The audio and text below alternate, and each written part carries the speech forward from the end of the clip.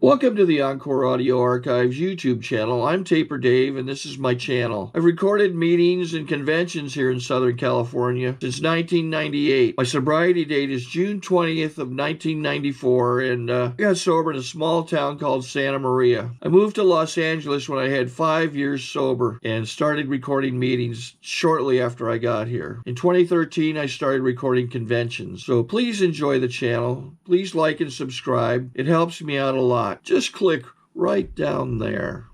Thank you. And now it's time to introduce our main speaker for tonight. Our main speaker is Pat. Come on up, Pat. Give me a big round of applause.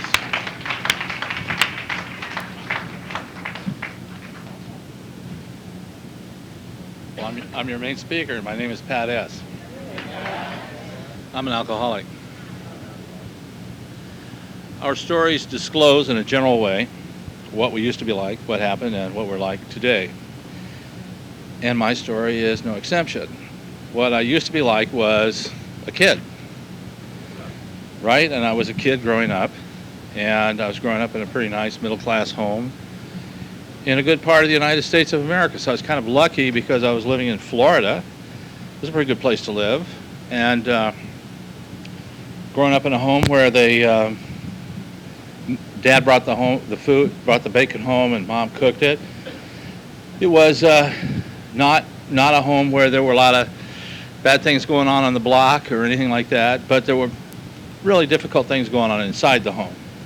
And Dad had a little problem with his temper. See, he had had a drinking problem himself many years previous, and he'd found a way to deal with that. He quit drinking. When the kid came along, I think I was a bit of a surprise because they were well along in years. They were 38 and 53 respectively. So they should have been my grandparents. And I think I was really just a pain in the ass.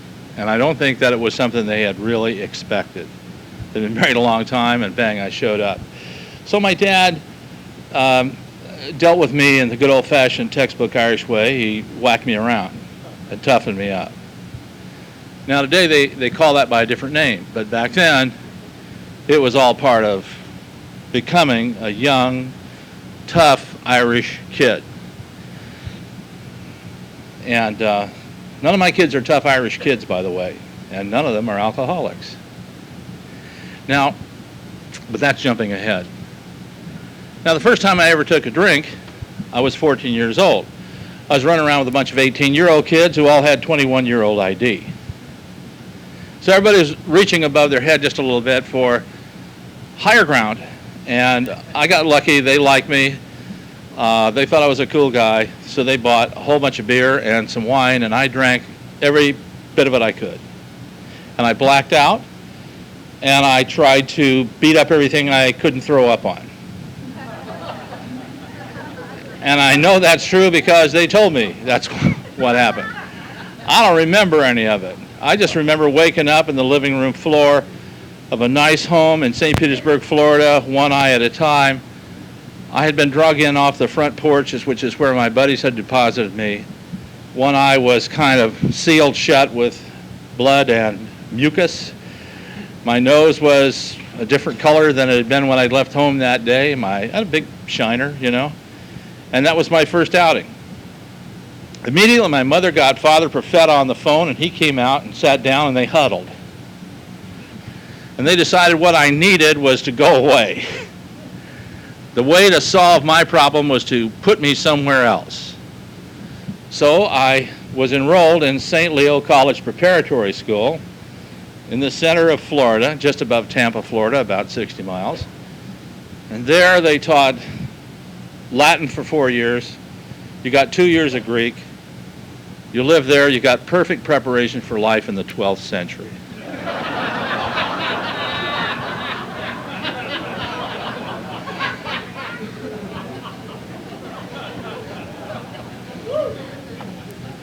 Now, I graduated from school and craving more discipline, I joined the United States Marine Corps. Makes enormous sense.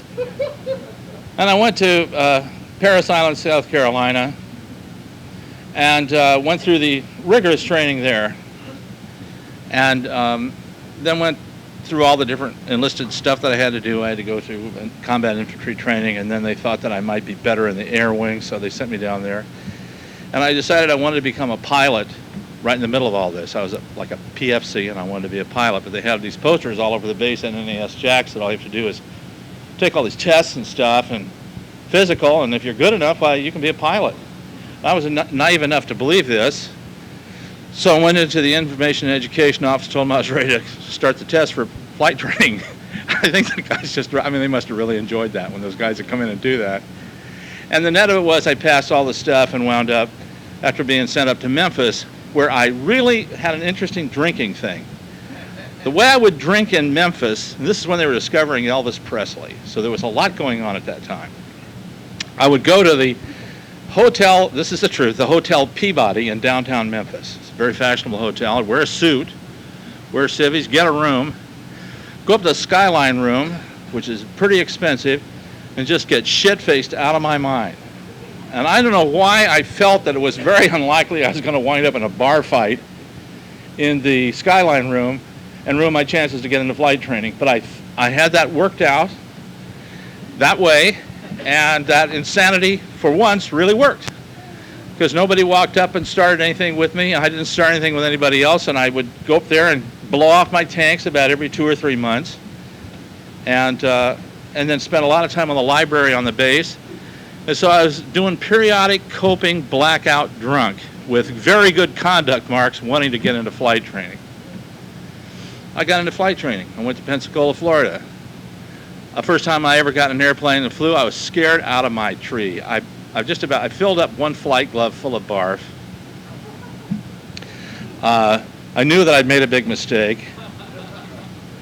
I think the instructor felt that I'd probably made a big mistake, but we both decided I better just stick it out, and I wound up getting my wings. I wound up going through the whole program, getting my wings. What I started doing a lot of then was drinking. I was really scared. I go from terrified to cocky in about a week. I'd learn something new, and it just scared the shit out of me, okay? Tried a little new something, like, I don't know, flying formation. I had this fantasy that I was going to saw the guy's tail off that was in front of me, and I just had this obsession this is going to happen. I'm going to go and kill my, my wingman, and I'm up there hitting the brakes on the airplane, trying to slow it down so it doesn't, hitting the brakes in the sky doesn't work, friends. So I was doing everything that doesn't work. I was hitting the ground and going out and just getting absolutely creamed out of my mind, and I was hanging on and barely hoping. When I got out of flight training, I'd guarded everything. I had so many demerits for doing this and for doing that, and for not doing this and for not doing that. I am absolutely amazed that I got a commission, but I got a commission. I'd guarded lumber piles and water towers, and they give you guard duty when they, and I just, I was not at the head of my class, but I got my wings. Came out here to California and continued to drink, continued to be scared, continued to act brave, continued to do fairly brave things. So I was having a real problem here. I'm doing fairly gutsy things. I'm scared shitless, and the way I can handle it is I can drink. A lot of the times when I'm drinking, I'm blacking out. When I'm blacking out, I'm saying and doing things that are, well, they just aren't the kind of stuff you expect out of an officer and a gentleman. So that's pretty much what I was about as a drinker, as somebody who had a love-hate relationship with alcohol, who was not an absolute failure, not somebody who was driven to total self-destruction, who'd had a good experience actually in high school, in athletics and in scholarship, who'd had a pretty amazing experience in the service, coming from the enlisted ranks and gotten into flight training and gotten my wings. But all along, there's this alcohol, and I'm doing it to it, and it's doing it to me. And it's an obsession, and it keeps coming back into my life, and I keep getting blacked out and keep wiping my head out with it. And I guess, some people have told me I was self-medicating. I've heard a million different reasons why I was doing it. I think the reason I was doing it was I was an alcoholic, and what that means to me today is that when I'm in a state of alcoholism, I'm trapped between two substates. One is the obsession to take the next drink. It takes many forms. It's very clever. It's like the devil that whispers in your ear. It does not necessarily come at you frontally. You may get upset about something and not being able to control that, and getting upset and going crazy, you say, hey, there's one thing that'll help me. On the other hand, you may have I would have positive relationships with people and wonder when they were going to find out what a jerk I was. And when the tension got so great that I couldn't deal with them discovering what a disappointment I was, because acceptance was very important to me, when I couldn't stand the strain of when they're going to find out who I really am, I get drunk and disappoint them and take the tension off. See, I don't understand it. I don't stand before you. I drank for years and years and years, and I don't understand it. I know that when I was out of the service and I was in college, I finally decided I wanted to go to an AA meeting. I went to an AA meeting in a place called the Hole in the Ground, which is over in Huntington Park. It's in this basement, or it was. And these people would walk up and stand at podiums like this and tell their stories, and they looked like they'd just come off the Bataan Death March. They were devastated. They absolutely looked at me. I mean, they had this pink lace all over their faces. They were skeletal. They had a hard time forming a sentence, carrying a thought through. They would talk these narratives about getting, wrecking all these cars and breaking up and meeting somebody in the insane asylum and falling in love and marrying them, and then cheating with somebody that you'd met in jail and breaking up with a person you'd married with, I'm sitting there, I'm young, I'm 23 years old, I'm taking all this in, and I said, this is what I told myself. If I come to the point where I get to live, because I'm blacking out now, I'm driving my car 100 miles an hour, pulling gently back on the yoke to see if I can get the nose wheel to lift, and if I can fly. I'm looking at the airspeed indicator, which I thought at that time was, my speedometer, and wondering when we're going to lift off. I'm in that kind of trouble, okay? Total psychotic, alcoholic state of mind and body. And I knew that if I got to live, to be middle-aged, the best deal I was going to work out was coming to a meeting looking like this and acting like this and talking like this. I better stop drinking right now. So in the fear that I'd have to come to AA someday, as a last resort, I stopped drinking. Made sense to me. And I stayed sober based on my fear of having to come to AA for a couple of years. I couldn't stay stopped. Something sad happened, something bad happened. Needed to talk with somebody. I knew where I had to go to get help and get understanding. I knew where people would really, really understand what I was going through. I went to a place called the Blarney Castle, which is a bar, an old Irish bar, the corner of Wilshire and Western. And I went in there, and sure enough, everybody that I bought a drink for understood. They're compassionate. And so when I woke up the next morning, after not remembering a whole lot, I was in the Hollywood jail. I didn't know I was in the Hollywood jail. I just knew I was in jail. I knew I was in the felony situation, because if you're an alcoholic that has a blackout problem, one of the important things to do is how to cope when you wake up after a blackout and you're in jail. And the first thing you do is the assessment. And the assessment goes like this. I'm in a large facility in a crowded area with a lot of people in it. Ordinary drunk tank. They're going to give you a bologna sandwich and kick you out about 11 a.m.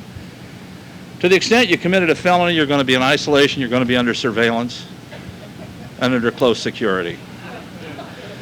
I was in a cell all by myself right across the way from the guy running the jail. I knew that I had committed the big bad F, the felony. I knew I was finished. My whole life flashed before my eyes. I trembled. I was in law school at that time. I thought perhaps now I'll play that card. So I walked up to the cell, to the bars of the cell, and this Irish cop, I could tell he was Irish because he had a beefy face and he had no interest whatsoever in me. Kept looking at his watch, so I knew his shift was going to end pretty soon. And I said to him, I want you to know that I'm a law student and I know my rights. And you can't keep me in here without telling me what I did. And he took one look at me and he said, you sit down and you shut up, and maybe after I get through taking care of this stuff, I'll tell you what you did. So I sat down, I shut up. I thought maybe, you know, a little diplomacy might not hurt. And the guy finished his work and he looked up at me. He said, last night you came in here, a couple guys saw you in a black and white, walking up, 1 foot in the gutter, 1 foot on the curb, walking up and down, talking to yourself. And then you veered off and walked straight into a building. I mean, just walked right into it like it wasn't there. And they felt they needed to take you in for your own protection, so they took you in, they put you in the drunk tag, and you were so obnoxious, you were so obscene and so loud that the drunks in the drunk tank begged us to take you out of there.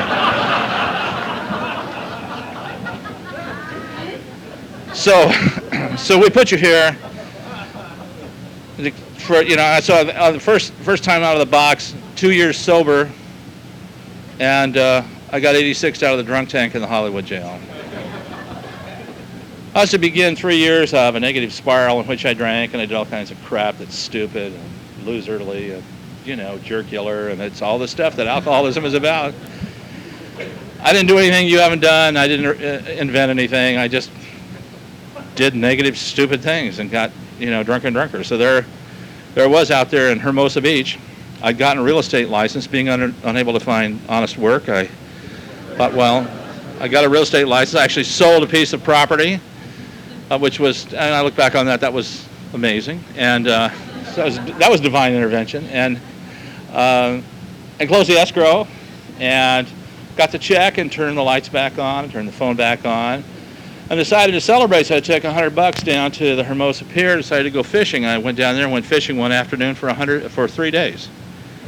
I spent the whole 100. I spent 3 days. I didn't come off that pier until apparently I'd gotten a few things sorted out.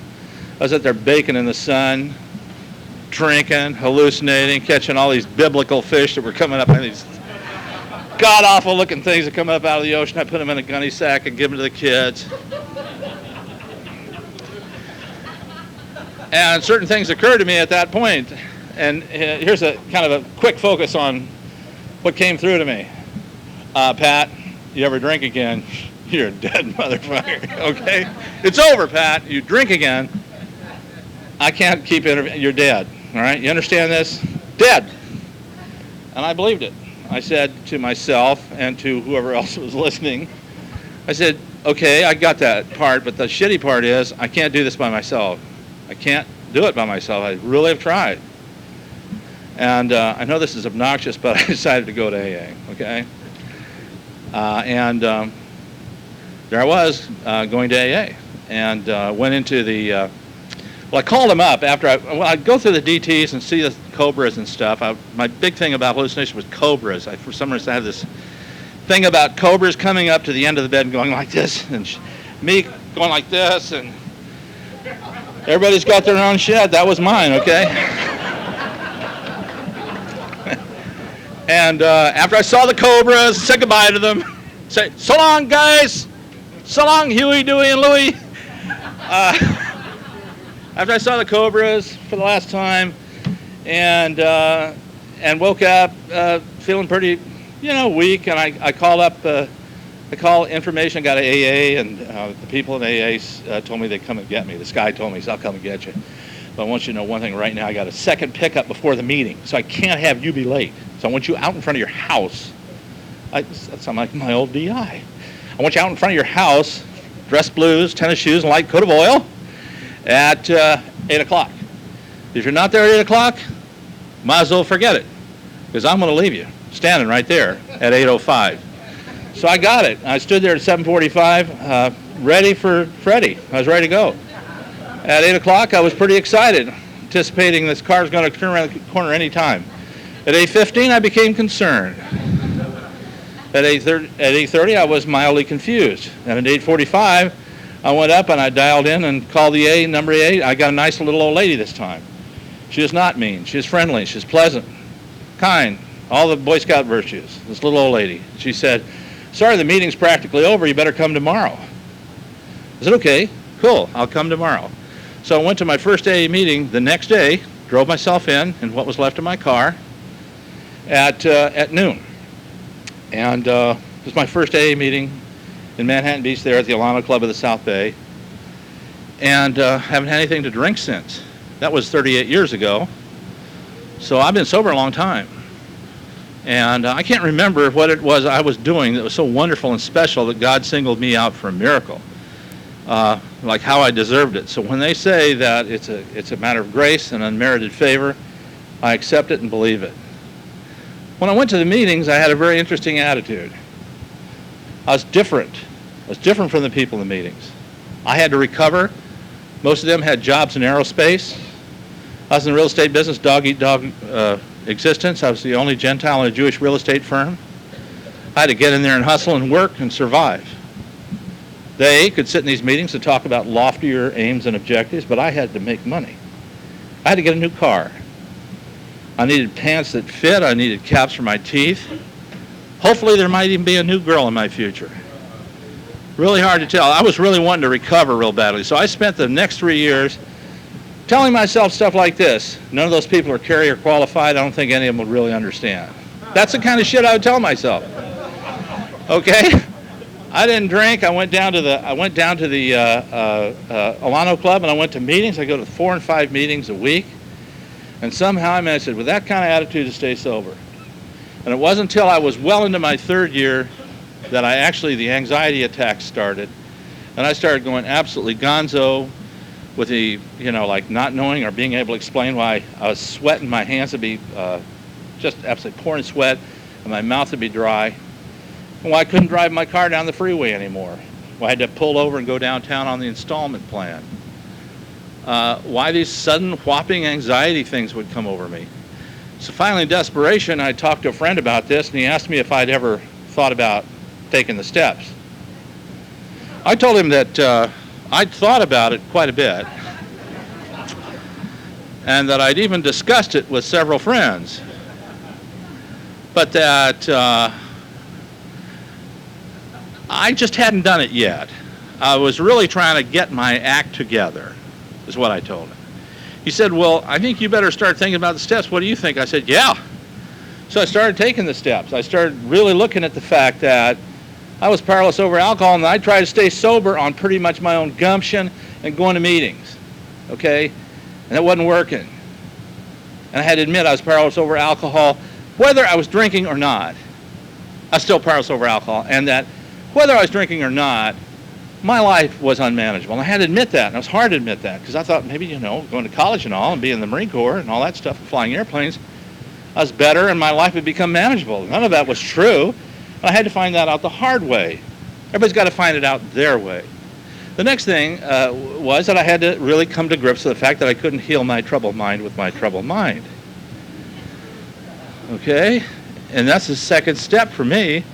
And the third step was that something, in spite of my best efforts to kill myself, had kept me alive. And whatever that was, whatever that force, that energy, whatever it was that had done that, I would from now on call that God. I would not necessarily subscribe to all the specific beliefs of the cradle and all my childhood and all my training. I had experience now, and something had intervened despite my best efforts to destroy myself, and that was what I would call God. I then wrote it all down. I told it all to somebody else. And then I took a wonderful rest because I was in no big hurry. Then after a while, I couldn't stand it anymore, more anxiety. I started really taking a look at my character defects. Bottom line, I worked the steps, okay, and I made the amends and I paid the money back. And life was good, and I was, in tall cotton, and the money was coming in, and I had a great business. And then bad things started happening. Not anything I'd done wrong, not anything I'd done bad. Discovered that one of my children, one of the 3 children that we have, had a number of genetic problems. She was deaf. Well, you learn sign language and you cope with that. But then we discovered she had diabetes when she was about 3. It's a leading cause of blindness in the world among people under 40. Leading cause of amputations, except for war, of all people. So I kind of had to try to cope with that with my wife. Then she came up with epilepsy. Then we discovered that she had optic atrophy. We discovered that she had a host of problems, and she was extremely brave, and still is. I had to cope and deal with that along with the rest of the family. And I had to ask for God's help every day. Lost our insurance. We had somebody now who had to be in the hospital for $100,000, $150,000 a year. Lost everything. Had the really neat house in Manhattan Beach, 3,200 square feet, with the 2 Mercedes, with the pink slips in the garage. Lost those things. Laid on the floor of that house when it was sold. Had a bed in my bedroom, couldn't sleep. My family was gone. My wife was mad she'd left me. I was all by myself. I was 30 years sober. Okay, I had a lot of what I call lookaways in town. People had been friends in our home and had eaten at our table. I was big on serving alcohol to people who could drink, and so they drank my booze and ate my food, and now they wouldn't look at me. It was a very lonely and wild test. It was a test. And you know what? I passed it. I'm still here. I'm still sober. I'm still doing business. I have the love of my children. My ex-wife really has told me some remarkable things, given all the things she said about me to people who had been my clients who wouldn't do business with me anymore because they were so offended by everything that had happened in our family. I felt very, very, very like a second kind of wave of shit had come in. But the amazing part is, having been stripped down to practically nothing, I found out what was really important. I don't know that this is something that had to happen, but it's something that did happen. And I can tell you tonight, I talked to my daughter, who is now both deaf and blind.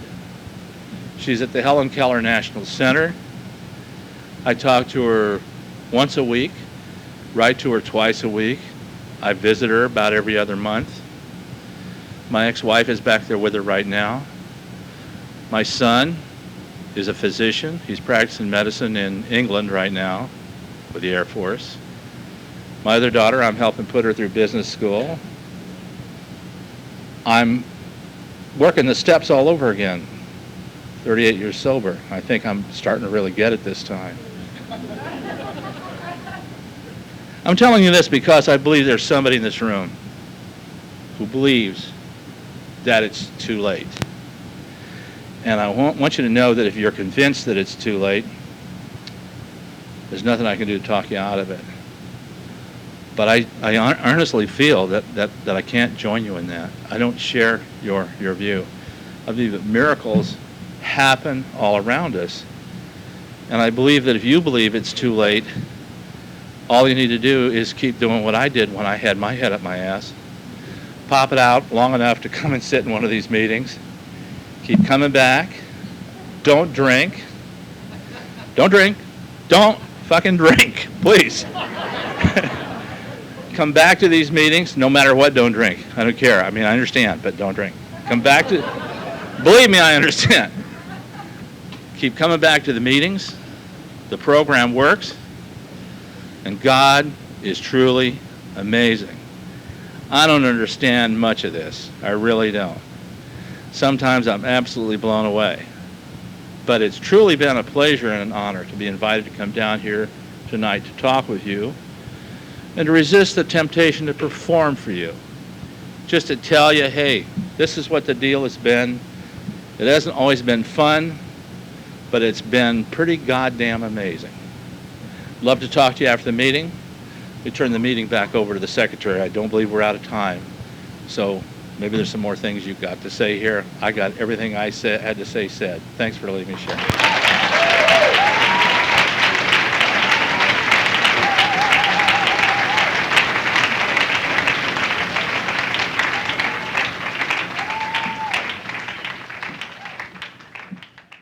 Sorry to interrupt your viewing. Taper Dave here. Just wanted to take a second to ask you to like and subscribe to my channel. Let me know if you like what you're listening. I've got some very good talks here, and this one's a great one. Just curious, do you think this is better than Zoom? Tell me what you think.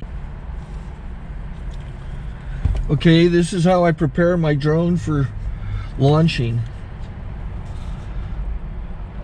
I like to do it inside the cab of my truck so I'm not standing outside in the weather. To install the joysticks for control, up and down, right and left, powered on. I have an Android phone that I use to connect it to the drone with, and it's actually controlled through the iPhone through an app. Oops, wrong way. It's actually controlled through the iPhone, or through this Android phone through the app. It's actually controlled through the Android phone through an app, and you connect it through this short connection right here.